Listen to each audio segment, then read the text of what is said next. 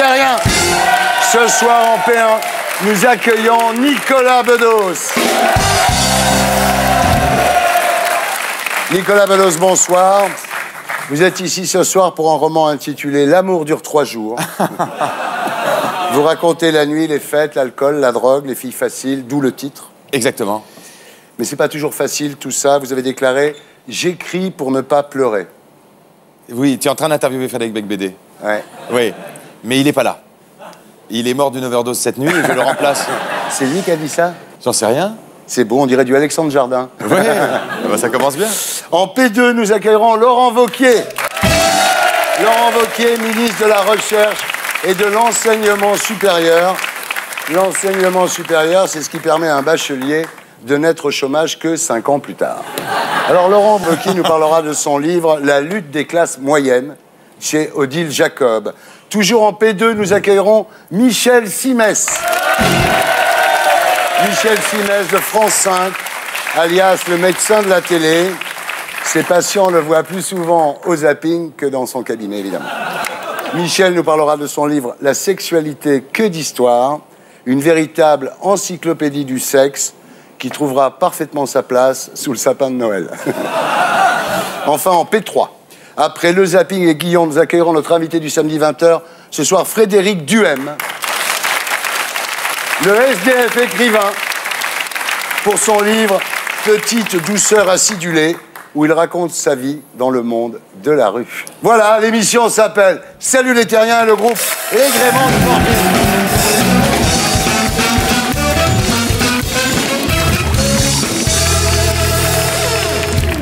Nicolas Bedos, rebonsoir. Vous êtes ici ce soir pour la sortie de votre livre « Journal d'un mythomane, volume 1 », publié chez Robert Laffont.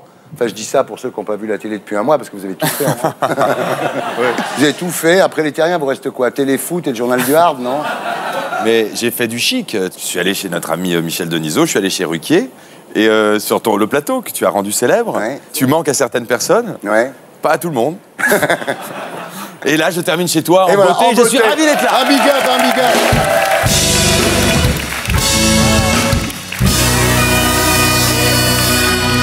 Alors, l'émission des mieux accueillis, c'est laquelle?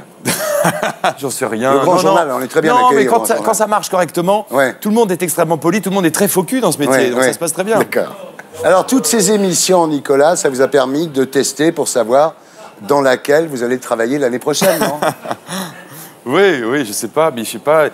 Écoute, je suis content parfois de retrouver les gens. Je les ai abandonnés de façon quand même très hâtive, ouais. Au bout de seulement d'un an. Ouais. J'ai arrêté la cam très vite, quoi, tu vois. Ouais. Donc je suis en sevrage et parfois je me fais une petite piqûre ouais. avec eux. C'est agréable. Et puis au passage, ça me permet d'être 7e des ventes de mon bouquin. Donc qu'est-ce que je vais me faire chier à rester chez moi? Ouais. Alors, ce livre, donc, Journal d'un mythomane, reproduit les chroniques faites l'an dernier dans l'émission de Franz-Olivier Gisbert sur France 2, qui s'appelle Semaine critique. Pourquoi l'avoir dit? Il y avait tellement peu de monde qui regardait, vous auriez pu dire que c'était de l'inédit, non? Ça, c'est gentil pour France. Ouais, ça, c'est fait. Non, mais en plus, c'est France, j'avais pas envie, dès la rentrée qui suivait, de reproduire de façon un peu feinte une complicité sincère qu'on avait l'un avec l'autre. Une fois, vous le faisiez vraiment rire, Franz-Olivier Gisbert. Je crois bien. Non, mais c'est vrai. Et ça continue au maquillage. Ah. Et ensuite, dans certains motels... Ah oui, au Carlton. Bon, en fait, la grosse difficulté du livre, ça a été de trouver une agrafeuse assez costaud pour... Tu es en train de dire que j'ai rien foutu. Et écoute, pourquoi on fait des bouquins qui sont des livres un peu arrangés? C'est vrai, mais parce que les gens me l'ont demandé. Oui. C'est tout. Bien entendu. Et puis il y avait ce qu'on a fait avec Alexis Trégaro à la radio sur WFM il y a quelques temps. J'adore cette époque parce qu'aujourd'hui on n'arrête pas de me dire qu'on m'a proposé de l'argent pour aller à la télévision. Je laisse dire parce que je trouve ça très chic. Mais à l'époque où j'ai commencé ces chroniques, le dimanche soir, écouté par personne et payé par personne. Oui, je sais. En tous les cas, il y a ça, il y a les nouvelles. S'il te plaît, termine sur le bouquin, sois gentil. Mais je continue sur le bouquin. Fais ton travail, tu es toi-même extrêmement bien payé. Je fais mon travail, c'est vrai. Et c'est le moins qu'on puisse dire. Alors, il y a une préface où vous racontez que Jean-François Copé vient vous voir après l'émission dans votre loge et qui vous dit, bah voilà, j'ai fait la gueule, ne m'en veux pas. C'est parce que si je me marre, ça va faire de la peine à Sarko, donc j'étais obligé de me retenir. Quel courage! Copé, dans mes chroniques dans Marianne, j'avais tellement envie d'utiliser des adjectifs désobligeant pour le décrire, que j'ai dû acheter un dictionnaire des synonymes pour ne pas m'auto-plagier. Parce qu'une fois que tu as dit rebutant, déplaisant, nauséabond, puant, tu termines doucement vers gerbant qui s'impose, tu sais plus quoi dire. Le mec, récemment, cette semaine par exemple, il a quand même trouvé rien de mieux que de dire qu'il serait très courageux d'abaisser à 12 ans l'âge des jeunes délinquants. Ouais. À quand le menottage des nourrissons? Tu vois ce que je veux dire? La droite, la vraie droite. Alors, vous racontez aussi comment vous avez failli être dieudonnisé pour des propos limites sur le show à business dans le cinéma français. Ouais. C'était au sujet d'un film qui s'appelle Elle s'appelle Sarah, un autre qui s'appelait La Rafle. Oui, mais en fait, il ne faut pas répondre à ces questions de façon sérieuse, à ces attaques, j'entends par là. Il faut garder le sourire et je suis sain. Je ne suis ni antisémite, ni misogyne, ni pédophile, ni rien de tout ça. Bon, bah, je suis super déçu, moi. Et puis après la préface, il y a les textes. Et là, je le dis face caméra, c'est du grand art. Voilà, c'est incroyablement bien écrit. Merci. Ah non, vraiment. Merci. Vraiment. Alors, je prends une phrase, qui est la phrase, en fait, qui a tout déclenché. C'est la France est une principauté risible, une bourgade moyenâgeuse, qu'un VRP cocaïné s'est payé à coups de pub pour en foutre plein la vue à une chanteuse de variété. J'adore.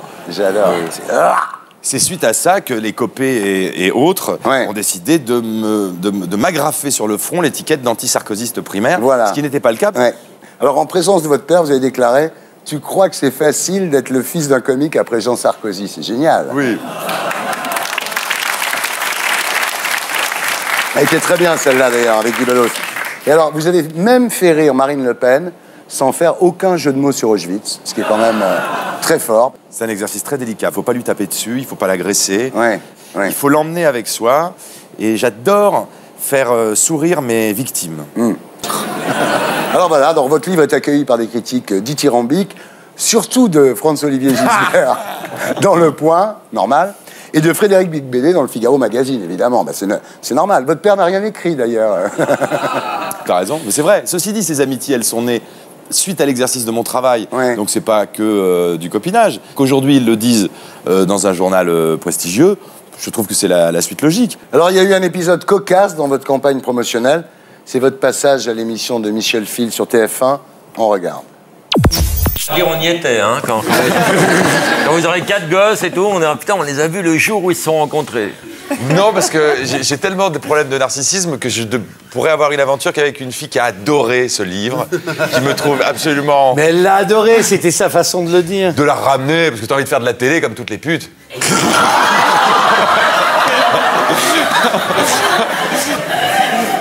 Qu'est-ce que tu dis? Je sais pas qui est la plus pute entre vous et moi. Bien sûr.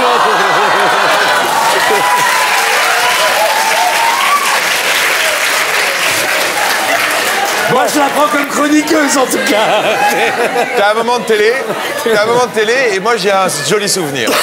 Tout le monde est content. Très bien. Cette espèce de petite joute un peu grossière, c'est pas ce que j'ai fait de mieux dans ma vie. Je suis pas sûr que cet échange sera publié chez Gallimard dans les mois qui viennent. J'en sais pas.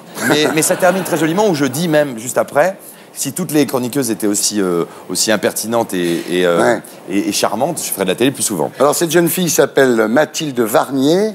Elle a dit ne pas avoir été choquée, qu'elle vous avait provoqué et que votre réaction l'avait amusée. C'est cool, hein, cette génération, que ça amuse de se faire traiter de pute, quand même. Ouais. C'est marrant. Bah, tu sais, hein, moi, j'ai été élevé par des femmes, par ma petite sœur, par ma mère. On se parle de cette façon. C'est des mots qui veulent dire viens jouer avec moi, qui veulent dire viens on s'amuse. Il y a des gens qui dans la rue me disent comment vous avez osé parler à une jeune femme de cette façon. Je trouve que toi tu es bien placé pour le savoir. On a parfois du mal à déconner à la télé et à s'amuser avec les mots et j'ai l'impression d'être devenu pendant une semaine un très grossier personnage alors qu'il m'arrive d'employer d'autres mots que connasse et pute. Bien sûr. Parfois je dis salope. Bien sûr. Puis je trouve quand même que que ça fasse à ce point-là le tour du web, que ça diffusait 2 fois au zapping et tout, c'est dire la fadeur de l'audiovisuel en ce moment. Je ne pouvais pas une seconde m'attendre à que ça soit tout d'un coup le comble de la provocation et de l'impertinence. Voilà où on en est, là, oui. La provoque a de très beaux jours devant elle. Je n'ai jamais imaginé tout d'un coup me retrouver avec cette espèce d'étiquette de provocateur à la mode. D'après Voici, vous êtes ensemble avec la gonzesse, là? Je ne répondrai pas à cette question. Ah bon?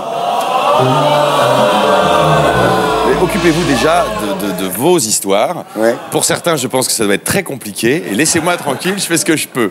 Bien sûr que nous sommes ensemble. Ah! Non. Ah! C'est quelqu'un qui fait partie de ma vie, c'est tout. Ah ouais, elle est formidable. Bah, c'est fou de rencontrer Elle est charmante, quelqu'un. vraiment. Hein. Bien sûr qu'elle est charmante. Donc c'est bien, maintenant, les gonzesses, il n'y a plus besoin de les inviter à dîner, quoi. Il suffit de les traiter de pute à la télévision, quoi. Mais arrête de dire les traités de pute à la télévision. Tu vois bien, nos regards disent autre chose que oui, ça. c'est vrai. Il faut couper le son de temps en temps et nous analyser comme des animaux. C'est un documentaire animalier, cette séquence. Oui. C'est vrai. C'est une comédie romantique. Parce qu'au début de toutes les comédies romantiques, ils commencent par s'engueuler. C'est ça. Et à la fin, ils s'adorent. Alors, non mais sérieusement, vous êtes quand même devenu un phénomène de mode, un peu comme les costumes Couples ou François Hollande. Non, sérieux. Vous êtes un François Hollande, un phénomène de mode. Bah oui.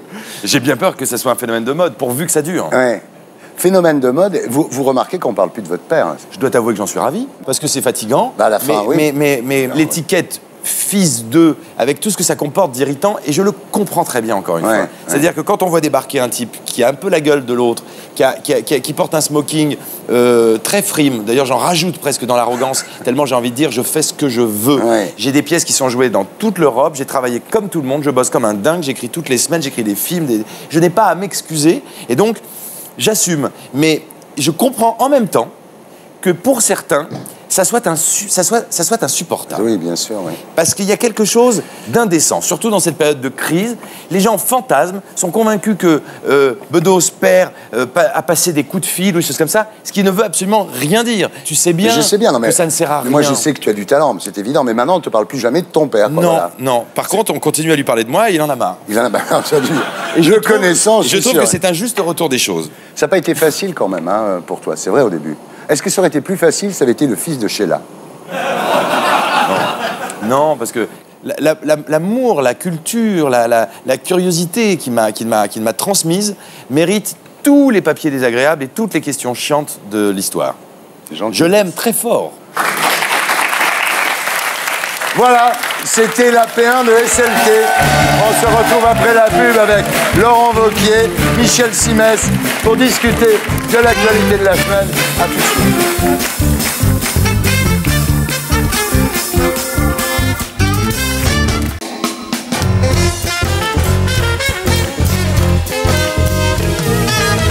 Rebonsoir les terriennes, rebonsoir les terriens. Nous sommes toujours en compagnie de Nicolas Bedos. Et nous accueillons Laurent Wauquiez et Michel Simès. Bonsoir. Laurent Wauquiez, bonsoir. Bonsoir. Vous êtes ici ce soir pour répondre à la question que tout le monde se pose. Est-ce qu'un ministre de la Recherche et de l'Enseignement supérieur peut se balader dans les rues dans cette tenue?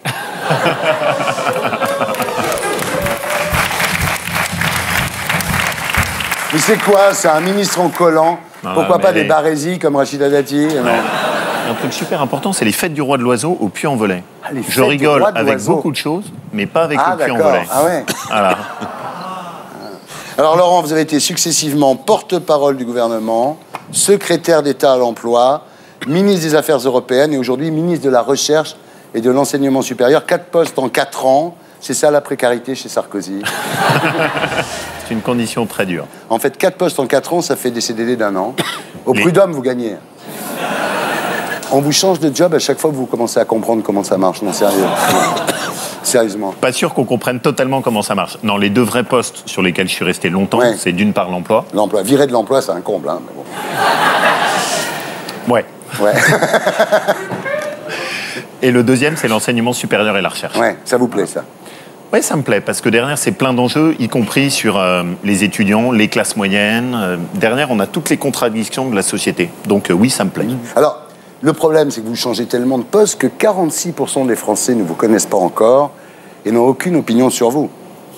C'est objectivement mon drame. Un Français sur 2 qui ne sait pas qui je suis, c'est vraiment dramatique. C'est horrible. Le seul truc que les gens savent, en fait, sur vous, c'est que votre nom, c'est ce qui fait le plus de points au Scrabble. Parce que un W, un Q, un Z, c'est 35 points.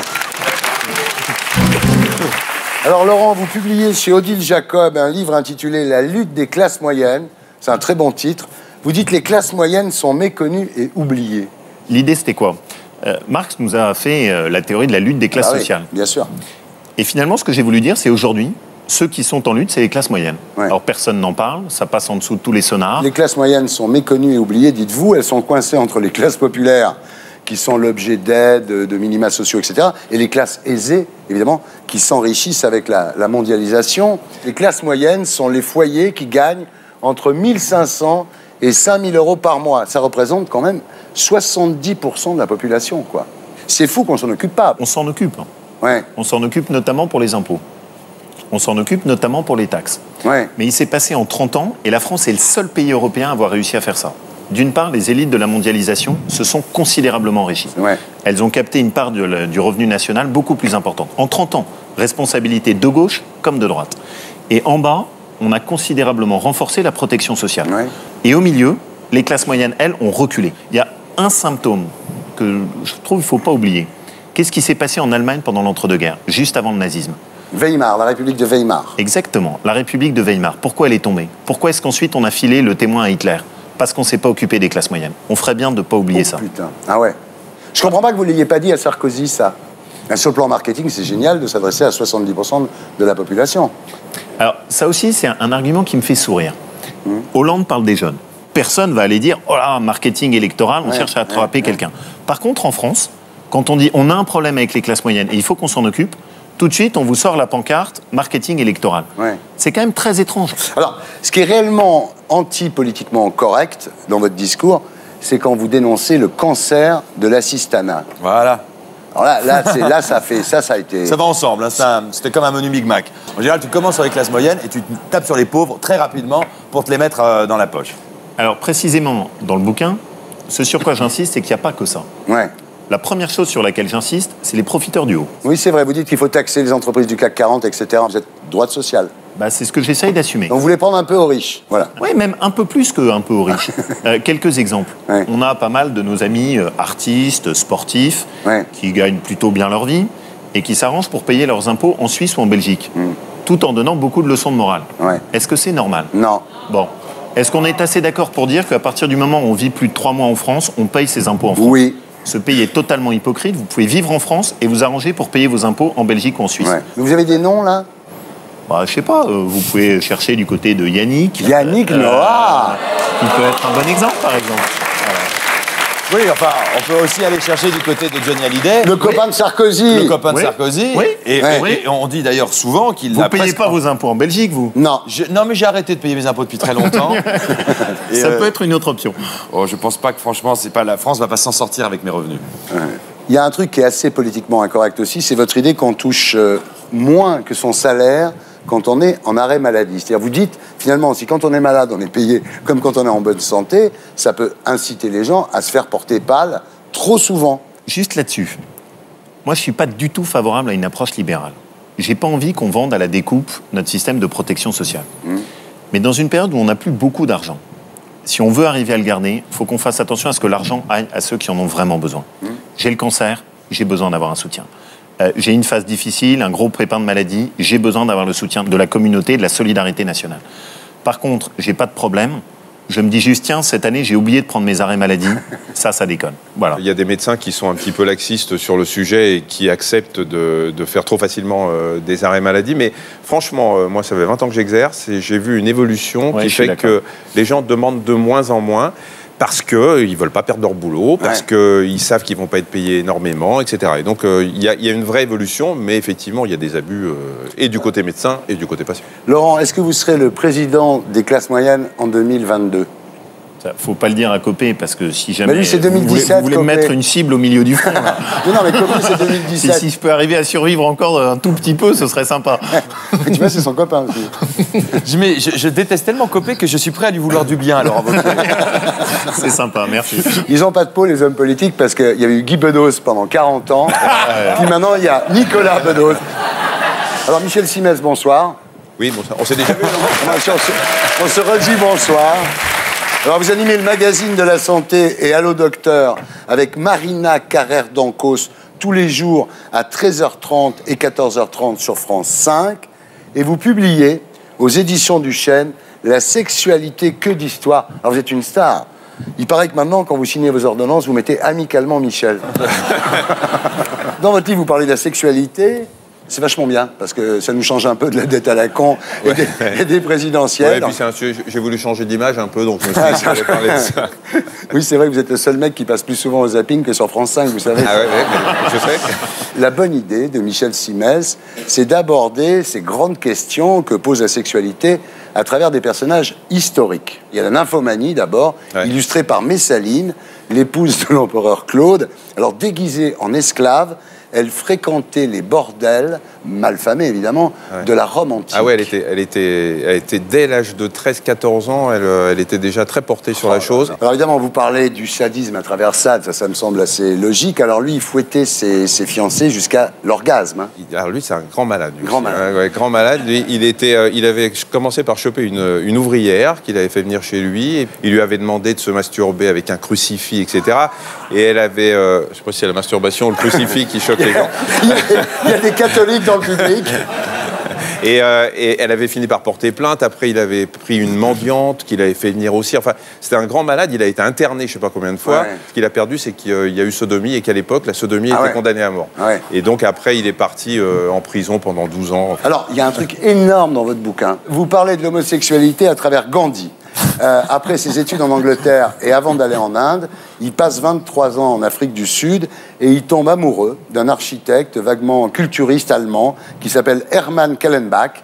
Et notre ami Gandhi, c'est pour ça qu'il a toujours une petite jupe, Gandhi. Vous savez quelle était sa devise, hein? Non. Mon message, c'est ma vie. Et ben voilà. Bah, écoutez, donc son message, c'est aussi l'homosexualité. Il a eu une aventure, apparemment, avec ce culturiste allemand à qui il écrivait des lettres. Avoue que c'est énorme, non? Il écrivait des lettres assez enflammées dans lesquelles il parlait de vaseline. Oui. Il a même lui a envoyé un mot en disant qu'il y a son portrait qui était au-dessus de son lit, qu'il était complètement. Gandhi. Gandhi. J'adore parce qu'on n'arrête pas de dire qu'il faut inculquer à nouveau les héros, les mythes à nos enfants. Puis paf, tu fais rentrer Michel Simès. Ça se casse la gueule. Jeanne d'Arc, c'est une salope. Gandhi, c'est un PD. Nureyev, c'était les backrooms. Et alors là, mesdames, messieurs, parce que jusque-là, c'était rien. Sœur Emmanuelle. Sœur Emmanuelle que vous avez bien connue, mon cher Wauquiez, quand vous étiez au Caire. Elle raconte dans son autobiographie qu'elle s'est masturbée toute sa vie. Oui, ça, c'est énorme. Elle l'a raconté. Alors, elle a demandé à ce que ce livre soit publié après sa mort. Oui. Et effectivement, elle racontait que toute sa vie, elle a été dans le désir, qu'elle a même, une fois quand elle était jeune, elle s'est baladée dans des rues sombres de Paris à la recherche d'un homme jusqu'à ce qu'elle tombe sur un monsieur qui, heureusement, lui a dit « Mais ma petite fille, il faut rentrer chez vous ». Et toute sa vie, elle a dit que voilà, elle avait eu des vrais désirs et qu'elle les avait assouvis. D'ailleurs, il y a Sœur Emmanuelle 1, Sœur Emmanuelle 2, Sœur Emmanuelle 3.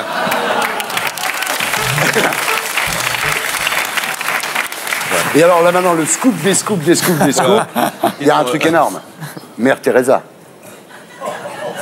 Vous êtes dans mon bouquin, Mère Teresa. Vous êtes dur, hein. Le salaud. Le salaud. Non, oui, effectivement, je préfère ne pas en parler. Non, mais voilà, il n'y a pas Mère Teresa. Gardons-le pour le livre. Alors, Michel Simès, donc ça s'appelle La sexualité, que d'histoire, aux éditions du Chêne. Ça permet d'acheter un bouquin de cul tout en gardant sa dignité, parce que c'est écrit par un toubib, c'est une bonne idée pour Noël. On passe maintenant à l'actualité de la semaine, mesdames, messieurs, avec l'édito de Blacko 1, et c'est Rokhaya Diallo, éditorialiste sur RTL, que nous retrouverons sur ce plateau après le Magnéto.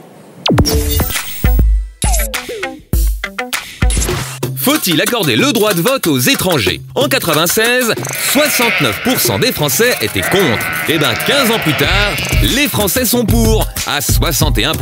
Comme quoi, il n'y a pas que Nicolas Sarkozy qui a changé d'avis sur la question. Je suis contre le droit de vote des immigrés. En ce qui me concerne, j'y suis favorable. Une telle proposition me semble hasardeuse. Et pourquoi il n'y est plus favorable? Eh ben pour attirer les électeurs du Front National, pardi. Selon le même sondage, 61% d'entre eux sont hostiles au vote des étrangers. Sauf qu'aller dans le sens du Front National, c'est aller à contresens de l'histoire. Car dans l'histoire, le droit de vote s'est toujours imposé contre ceux qui voulaient le restreindre. En 1815, après la chute de Napoléon, Quoi? on élit une nouvelle assemblée. Bah c'est pas moi qu'il faut regarder, c'est l'ennemi. Et bien sur 30 millions de Français, seuls les 90 000 plus riches ont le droit de vote. À l'époque, on pense que les pauvres sont trop bêtes pour voter. Résultat, en 1848, révolution. Désormais, chaque citoyen peut voter, à condition bien sûr d'être un homme. Bah oui, à l'époque, on pense que les femmes sont trop bêtes pour voter. C'est finalement De Gaulle qui, en 1944, accordera le droit de vote aux femmes françaises. Je vous ai compris! Depuis, le droit de vote ne cesse de gagner du terrain. En 92, les citoyens européens ont acquis le droit de vote municipal. Depuis 94, certains détenus ont à nouveau le droit de voter. En 98, on a fait une loi pour permettre aux SDF de voter. En 2007, on a même voulu que les personnes placées sous tutelle, parce qu'elles n'ont plus toute leur tête, puissent voter. Je vous en prie, madame, allez-y. Merci, monsieur, vous êtes très gentil. Bah oui, c'est ça le suffrage universel, quand tout le monde a le droit de voter. Alors, pourquoi les étrangers qui payent leurs impôts et vivent en France depuis 10 ans ne pourraient pas voter? Voilà, c'était l'édito de Blacko, mise en image de Julien Grappe. Rokhaya Diallo, bonsoir. Bonsoir. Vous êtes éditorialiste sur RTL, militante associative aux Indivisibles, et on vous doit notamment les Yabon Awards. Voilà, une cérémonie qui récompense les propos les plus racistes de l'année. Donc, Qui va gagner cette année? je pense que Claude Guéant est bien parti. Alors, précision importante sur ce qu'on vient de voir, en fait, il s'agit d'étrangers extra-communautaires parce que les Européens peuvent évidemment voter en France comme les Français peuvent voter dans les pays de l'Union. Et même si ces étrangers avaient le droit de vote, ils ne pourraient pas devenir maires, ni même, s'ils sont conseillers municipaux, élire le maire. Voilà, ce qu'il faut dire quand même, c'est quand même très très encadré. Alors le droit de vote des étrangers, c'était dans les 110 propositions du président Mitterrand, mais il disait « moi je suis pour, mais les Français sont contre ». Alors que pour la peine de mort, il n'a pas eu les mêmes scrupules. Alors Sarkozy, Laurent, était favorable en 2005. Il disait c'est une mesure de bon sens. Un immigré qui travaille et paye des impôts en France doit pouvoir choisir son maire. Mais en 2011, il y voit un risque de division. Et vous? Bon, moi, je suis contre. Ah oui? Et je suis contre pour une raison toute simple. C'est vraiment, pour moi, la conception de la République.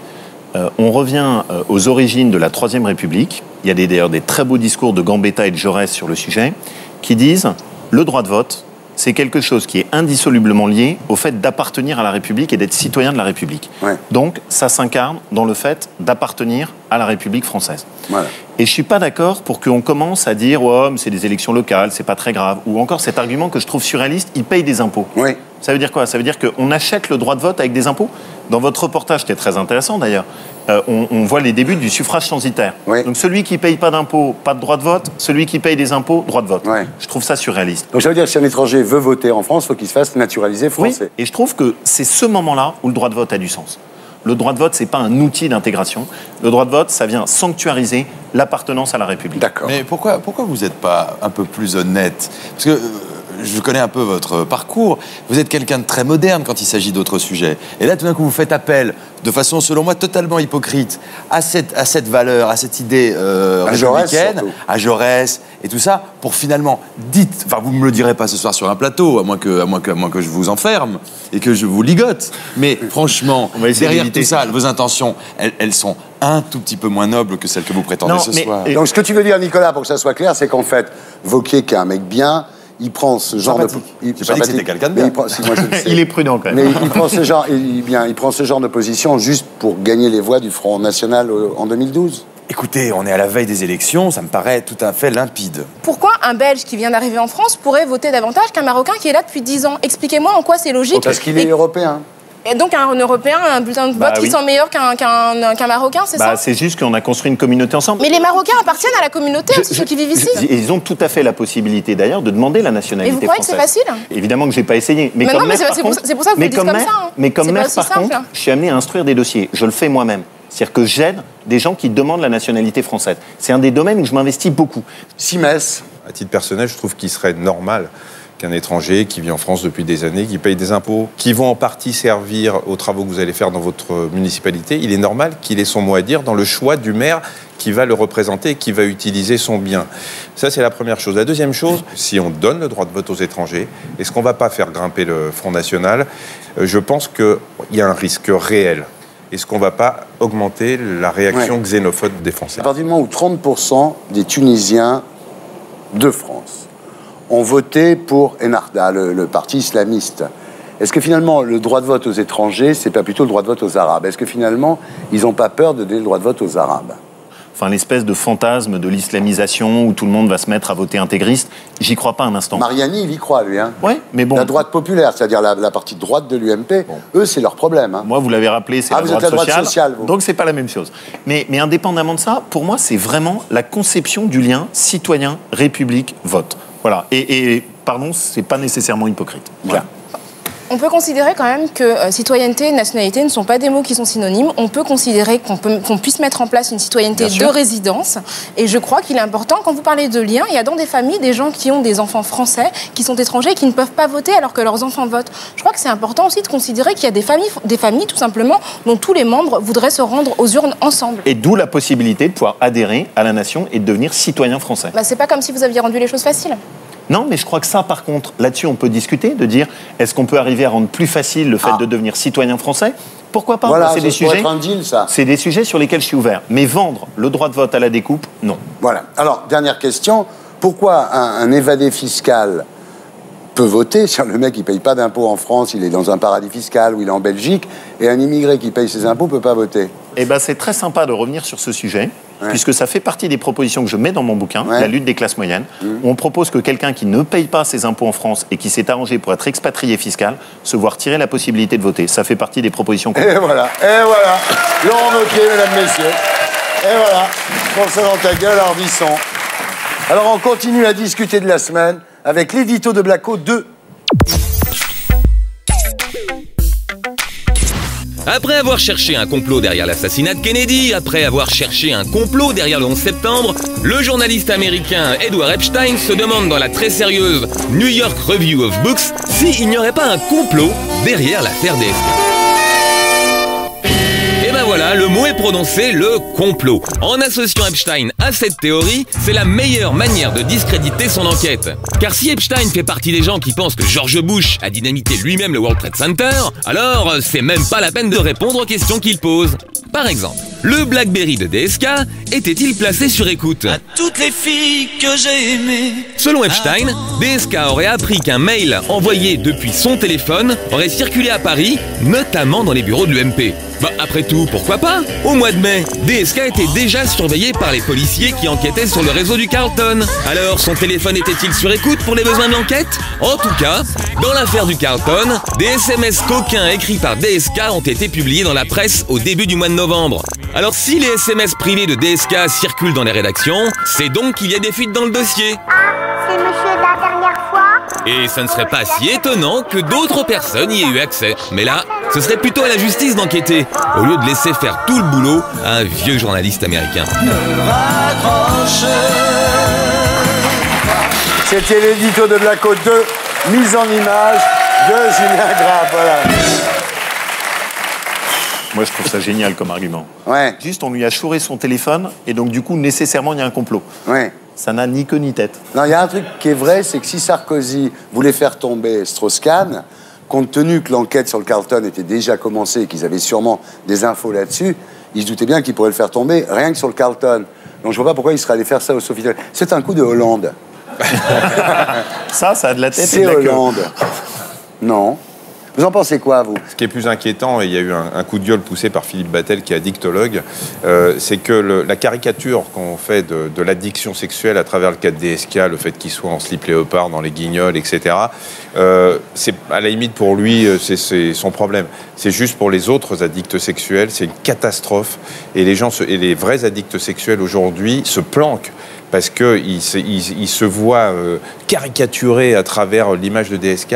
Quand on est addict sexuel, c'est aussi, on souffre autant que quand on est addict à la drogue, à l'alcool, et vous avez besoin de vous confier, vous avez besoin de parler, vous savez que vous avez une mauvaise estime de vous-même. Si en plus vous voyez une caricature de ce qui est pour vous une maladie et ce qui fait marrer les autres, c'est catastrophique sur le plan thérapeutique. Je suis totalement d'accord avec Michel. On est passé du procès de la violence physique, ce qui est là tout à fait légitime, mon Dieu, à celui des mœurs légères. Et ça, pour moi, c'est très très grave. Il peut faire ce qu'il veut avec son engin, ça ne nous regarde pas. À partir du moment où on sort de l'histoire du Sofitel. Je suis consterné. Du puritanisme ambiant là-dessus, quoi. Mais moi, prostitution y compris? Non, mais la prostitution, attendez, ça c'est un vaste débat. Ah oui, mais c'est quand même le sujet du Carlton. La prostitution, c'est pas illégal. Ce qui est illégal, c'est le proxénétisme. Et c'est vrai que de voir ces SMS étalés, moi je suis désolée, autant dans l'histoire de viol, il y a un vrai enjeu qui est un enjeu criminel, puisque le viol est un crime, autant le fait qu'il ait envoyé des SMS disant qu'il sollicitait des prostituées, aujourd'hui ce n'est pas illégal en France. Et tant que c'est pas illégal, je vois pas pourquoi on les étalerait à la une des journaux. En achetant l'Express, qui est un journal sérieux, je suis, moi, au courant des sodomies de Dominique Strauss-Kahn, de son goût pour les douches, pour les jeunes maghrébines.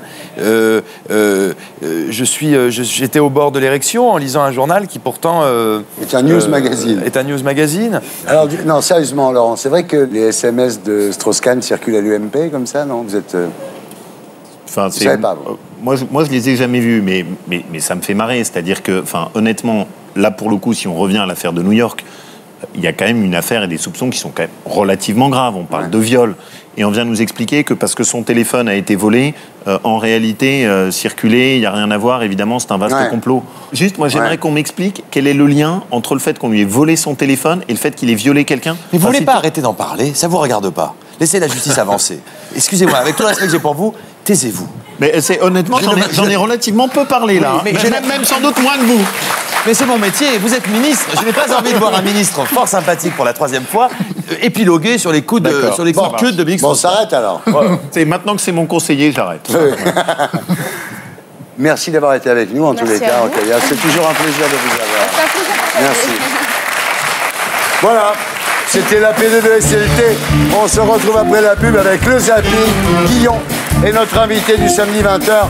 Ce soir, Frédéric Duhem, le SDF écrivain, pour son livre Petite douceur acidulée. À tout de suite.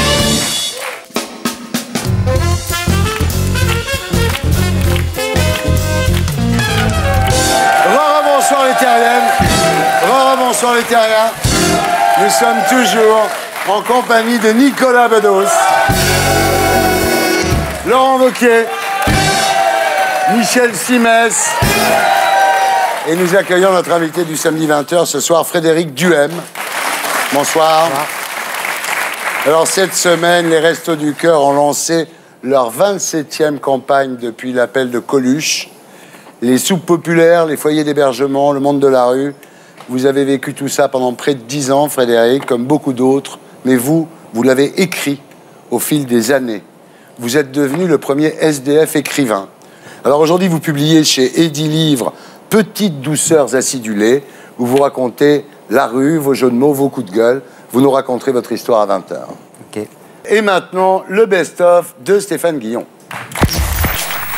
Ça va, Stéphane? Vous êtes content de travailler chez nous? Eh bien, je ne suis pas sûr, Thierry Ardisson, de continuer à faire ma revue de presse chez vous. Je n'en suis pas sûr. Je vais écrire une lettre à tous les impétrants travaillant à Canal+, Yann Barthès, Michel Denisot et les Guignols, afin qu'ils reprennent mes propositions sur l'humour en France, la galéjade hexagonale et la satire gauloise. Et j'irai, Thierry Ardisson, nous irons chez ceux et celles qui me cireront les pompes, les brodequins, les savates et les bottines. J'ai pris la grosse tête, ce n'est un secret pour personne. J'ai une hypertrophie du moi. Et j'ai envie qu'on me flatte, qu'on me courtise et qu'on me flagorne. Fin de citation. Thierry Ardisson, c'est une fin de citation. À Paris, un studio de 3 mètres carrés vendu 29 000 €. L'annonce sur Internet a choqué. Pourtant, la nouvelle propriétaire est ravie. C'est immense, a-t-elle déclaré. Depuis longtemps, je rêvais d'un loft. Jean-Michel Larquet, qui fait l'objet d'une plainte pour antisémitisme, va commenter le match France-Roumanie aux côtés de Thierry Roland, spécialiste lui aussi des dérapages verbaux. Une retransmission qui devrait tenir toutes ses promesses. Oh là là là là, Bogdan Stancu s'écroule dans la surface alors qu'il n'a pas été touché par le français. Une attitude 100% roumaine, Thierry. N'oublions pas que ce sont des voleurs de poules. Ils ont le vice dans le sang. Et effectivement, Jean-Michel, souvenez-vous quand ils braquaient nos parcs-mètres à l'aide de tournevis. Absolument, ils sont aussi très agressifs. À chaque fois qu'on s'arrête à un feu rouge, ils nous salopent le pare-brise avec leurs éponges noires de crasse. Vous avez raison, Jean-Mimi. Et passez-moi l'expression, ça ne sent pas toujours la rose. Absolument, absolument, Thierry. Alors que Stancu est toujours à terre, l'arbitre siffle la fin du match. J'espère que les Français ont bien verrouillé leur vestiaire avant de gagner le terrain. Je serai eux, je me méfierai. Ici Boulogne, à vous Paris. DSK a voté pour Martine Aubry, symbole de la gauche dure. L'ancien directeur du FMI a justifié son choix. Je suis pour la gauche dure. La gauche dure, qu'est-ce que c'est, la gauche dure? La gauche dure, Thierry Ardisson, c'est être réactif. À l'étranger, séminaire, colloque international, quelles que soient les personnes qu'on croise, hôtesse, secrétaire, dame pipi, il faut être ferme. Ferme sur ses positions. Et être ferme, qu'est-ce que c'est, Thierry? Thierry Ardisson, qu'est-ce que c'est? Être ferme. Être ferme, c'est ne pas mollir, jamais. Quoi qu'il arrive. Préférer quelques secondes de plaisir, de jouissance, de nirvana, quitte à sacrifier un destin, une ambition, tout plutôt qu'être mou. Être dur, Thierry Ardisson, c'est une philosophie. Rémi Fimelin, le PDG de France Télévisions, s'est félicité du succès de la nouvelle émission de France Olivier Gisbert, alors que celle-ci n'avait pas été diffusée à l'antenne. La semaine prochaine, Rémi Fimelin devrait se féliciter du retour de Pascal Sevran sur France 2.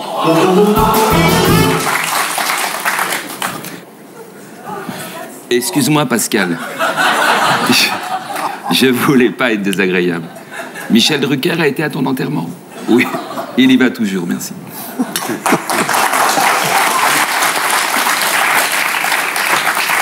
Dominique Besnéard, l'ancien agent de Ségolène Royal, a été ému par les larmes de la candidate aux primaires. Ah ben moi j'ai été bouleversé, hein, tout d'un coup, c'est la Ségo qu'on aime, hein, c'est plus la fofolle dingue habitée d'une mission divine qui scande fraternité, fraternité, que les clochettes. Hein. Tout d'un coup, bah, c'est l'émotion, c'est Greta Garbo, c'est la divine, c'est Bacall dans Casablanca, Deneuve dans le dernier métro, c'est le Titanic, c'est magnifique. De toute façon, elle va rebondir, hein, c'est une femme forte. Hein. À Le Poitou-Charentes, c'est une terrienne. Hein. Puis avec ses tenues blanches et rouges, elle va retrouver du travail chez Darty, hein. Ah bah Ségo, attendez. Ségo, ça peut devenir la coqueluche de l'électroménager, hein. Si elle avait été élue, elle voulait proposer un contrat à la nation. C'est Darty, c'est le contrat de confiance, hein. C'est la même chose. Ah non, elle va faire un malheur. Allez, à la semaine prochaine. Voilà, c'était le best-of de Stéphane Guillon que vous retrouverez ici la semaine prochaine. Et d'ici là, sur canalplus.fr. On passe maintenant à notre invité du samedi 20h.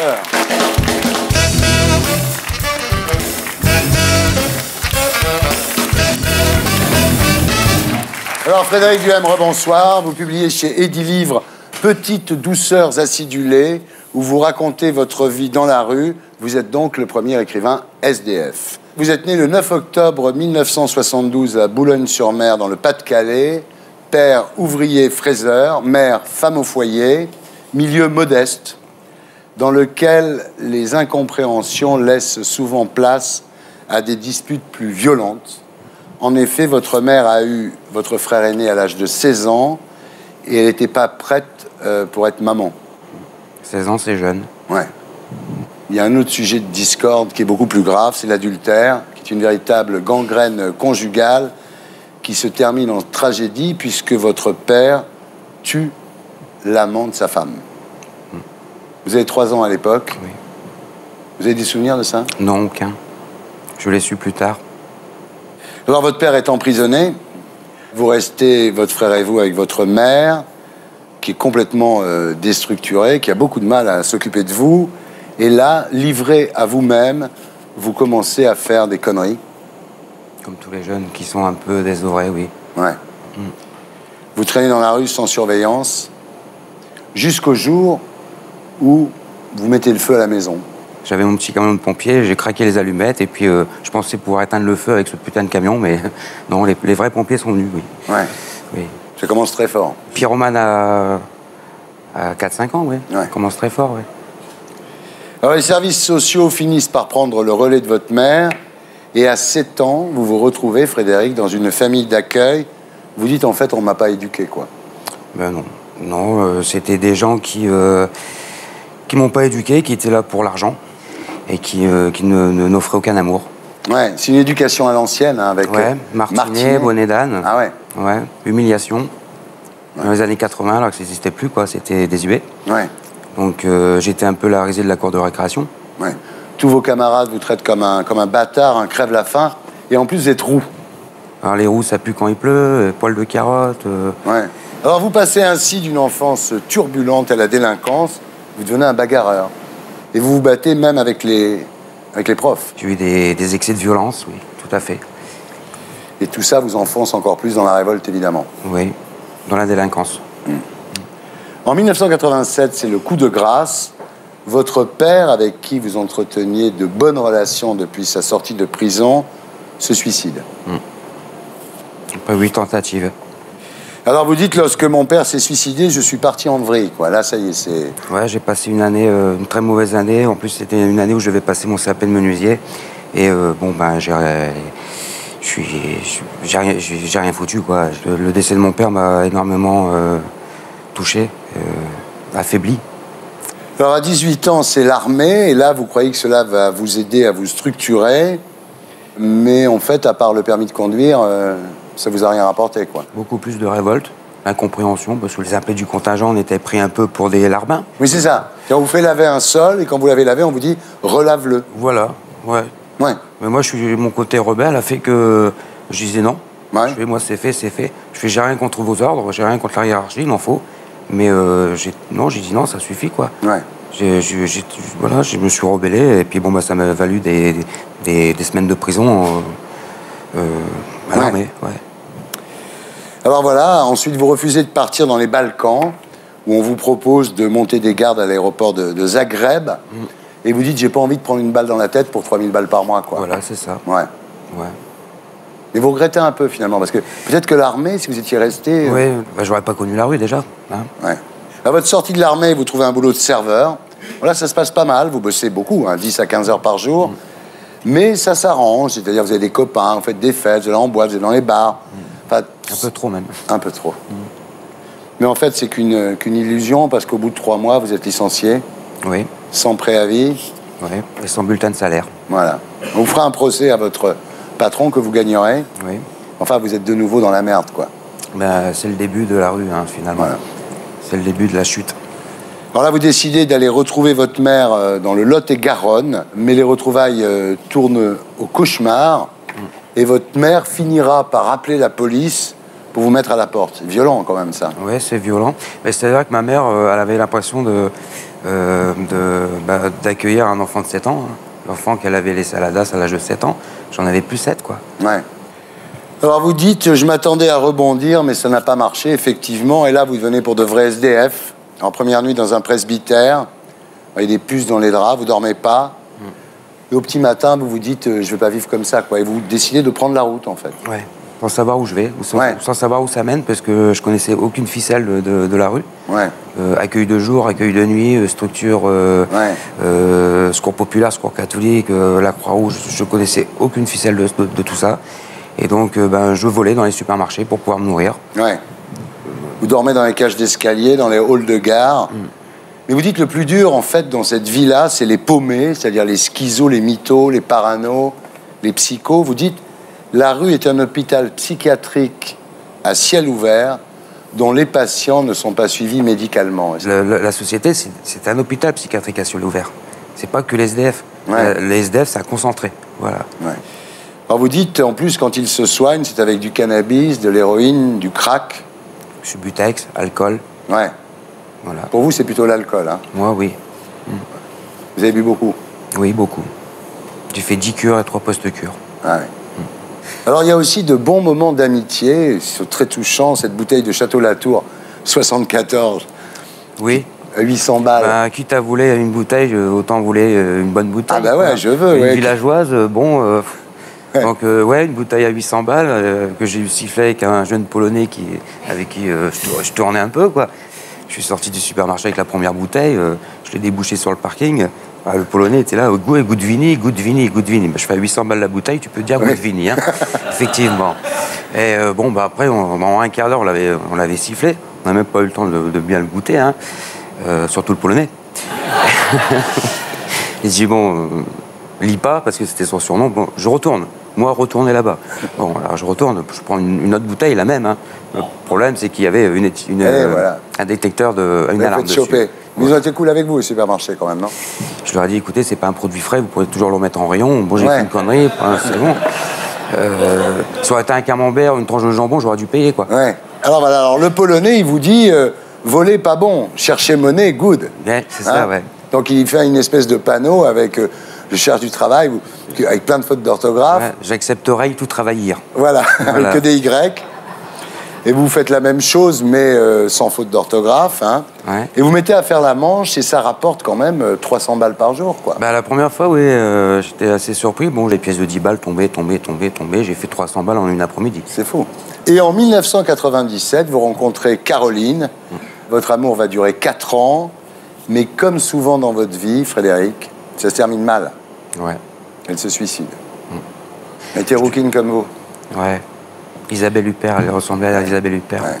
Voilà, alors ça vous flingue, évidemment. Vous devenez vagabond. Alors là, vous prenez un vélo, une toile de tente, une canne à pêche, une radio, et vous partez sur la route. Alors, direction la forêt de Brocéliande. Hein. Vous voulez voir la tombe de Merlin l'Enchanteur. C'est joli, ça. Ouais. 1000 kilomètres, vous avez fait quand même. 1000 kilomètres, ouais. Et puis bon, j'avais un petit papier signé Caroline. Elle disait je t'aime. On avait fait une empreinte. Puis je l'ai mis dans la fente de la tombe, histoire de faire un peu le deuil, quoi. De passer à autre chose. Mais ça n'a pas été évident. Ouais. Non. Et c'est là que vous commencez à noter vos pensées sur un calepin. Vous dites, j'écrivais tout ce qui me passait par la tête. Voilà. Et votre passion pour l'écriture redouble quand vous récupérez un dictionnaire. Un petit Robert qui date de 2001, année du décès de Caroline. Et ce dictionnaire, je l'ai épluché de A à Z. J'ai pris un petit carnet, j'ai marqué les mots que j'aimais, les côtés positifs et les côtés négatifs. Parallèlement, vous rencontrez Michel Roumégou, futur maire UMP de Cahors. Et là, vous devenez militant. Quoi. Ça y est, vous avez trouvé une aventure qui vous intéresse. Et là, vous êtes très content. C'est le 18 décembre 2006, quand Nicolas Sarkozy déclare que d'ici à 2 ans, plus personne ne dormira sur un trottoir et mourra de froid. Ouais. Ah, vous y croyez, au départ?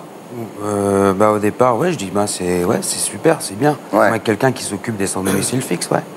Voilà, puis après, il y a le Fouquet's, il y a l'Yacht de Bolloré. Là, vous commencez à déchanter quand même. Hein.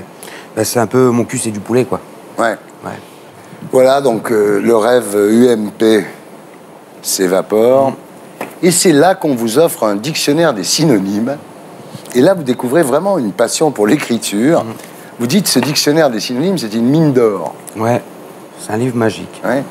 Et il y a des mots, des jolis mots, quoi. Ouais. J'ai joui avec les mots aussi. Oui, mais ce qui est drôle, c'est que là, donc vous êtes dans la rue, vous avez un petit gobelet devant vous, les gens mettent des euros s'ils ont envie, mais vous en foutez. Vous êtes dans votre dictionnaire, ça vous passionne, quoi. C'était une façon d'échapper à leur regard. Ouais, bien sûr, bien sûr. Voilà. Vous oubliez tout autour de vous à ce moment-là. Ouais. Je suis dans mon monde. Ouais. Alors voilà, finalement, votre livre, Petites douceurs acidulées, ce qui n'est pas un mauvais titre d'ailleurs, sera publié par Edilivre, et vous dites, je revendique le prix littéraire du culot, on peut être malheureux et se cultiver. C'est extraordinaire.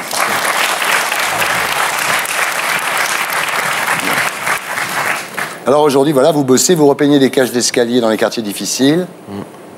Ça va, là? Ça se passe bien. Sauf quand les mecs viennent taguer ce que vous repeignez, en fait. Ouais, mais bon, ça touche pas à mon salaire, je m'en fous, quoi. Ouais.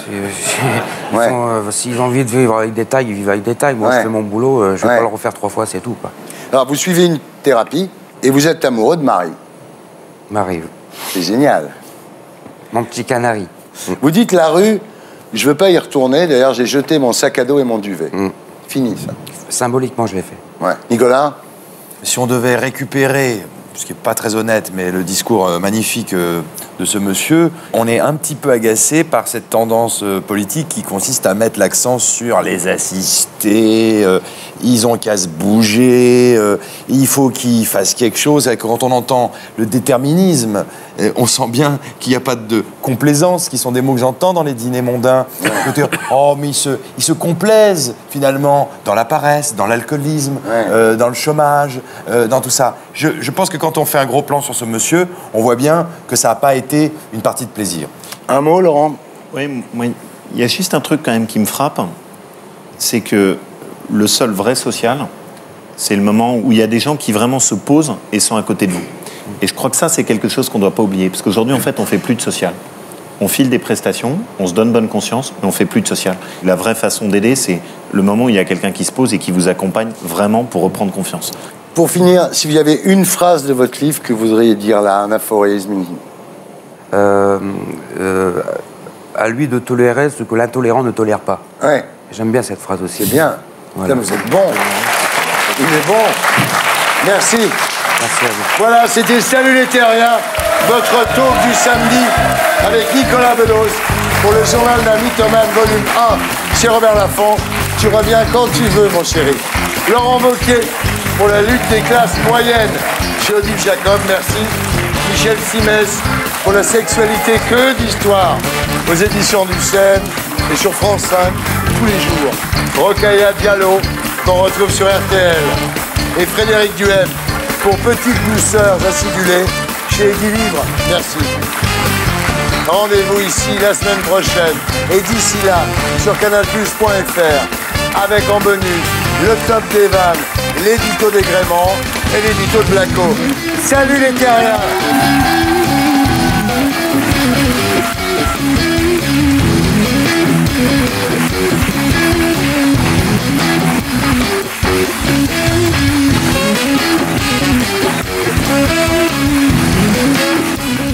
Et pour être sûr de ne rien rater de Inarditube, abonnez-vous et mettez un pouce bleu.